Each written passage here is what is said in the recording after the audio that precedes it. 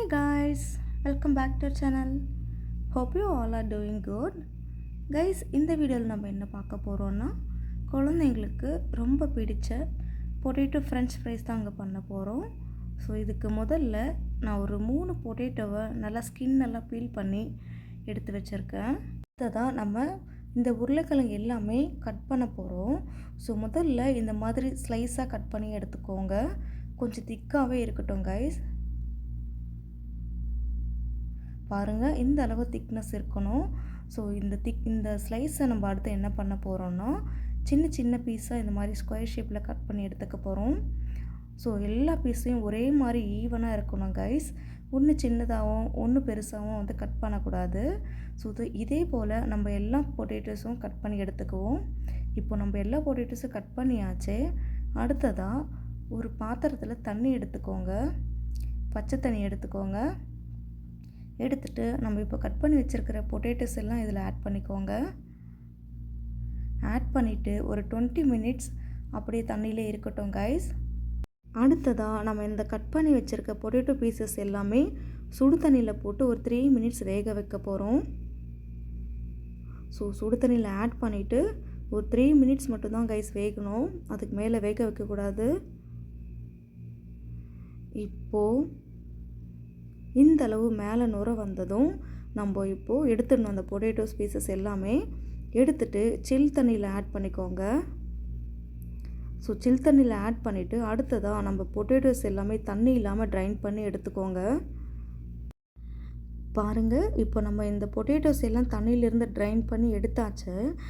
எடுத்த பொட்டேட்டோஸை நம்ம என்ன பண்ணணும்னா ஒரு டிஷ்யூ இல்லை டவல் மேலே நல்லா போட்டு ஸ்ப்ரெட் பண்ணி விட்டுட்டு ஸோ அதுக்கு மேலே ஒரு டிஷ்யூ வச்சு இந்த மாதிரி தண்ணி எல்லாம் ஊற்றி எடுக்கணும். அப்போ தான் வந்து அந்த பொட்டேட்டோஸ் எல்லாம் தண்ணி இல்லாமல் நல்லா ட்ரையாக இருக்கும். நம்ம ஃப்ரை பண்ணும்போதுமே நல்லா கிறிஸ்பியாக இருக்கும் கைஸ், அதனால தான். ஸோ இதே மாதிரி தண்ணியெல்லாம் நல்லா ஊற்றி எடுத்துருங்க. ஸோ பாருங்கள், ஸோ நம்ம பொட்டேட்டோஸில் தண்ணி எதுவுமே இல்லை.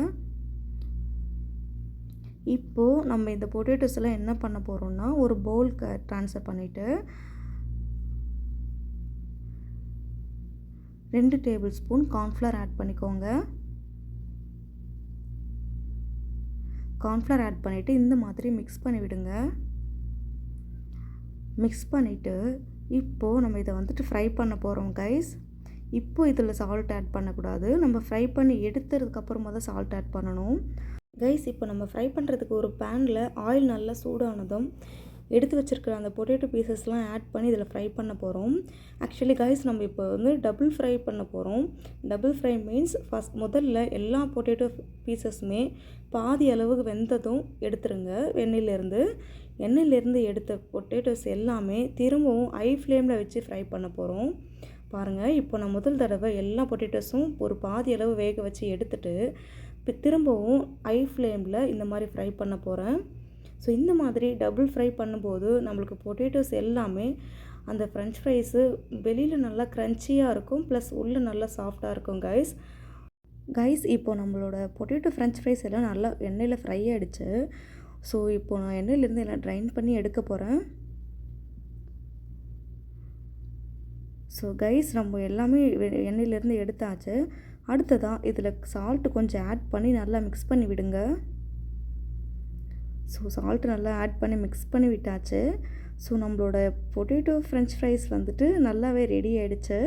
அண்ட் நாங்கள் டேஸ்ட்டு பார்த்துட்டோம் கைஸ், ரொம்பவே டேஸ்டியாக இருக்குது. மீன்ஸ் வெளியில் நல்லா க்ரன்ச்சியாக இருக்குது, ப்ளஸ் உள்ளே நல்லா சாஃப்டாக இருக்குது. ஸோ இதே மாதிரி நீங்களும் வீட்டில் ட்ரை பண்ணி பாருங்கள். அண்ட் ட்ரை பண்ணி பார்த்துட்டு எப்படி இருந்ததுன்னு சொல்லிட்டு கமெண்ட் பண்ணுங்கள். Okay guys, thank you for watching.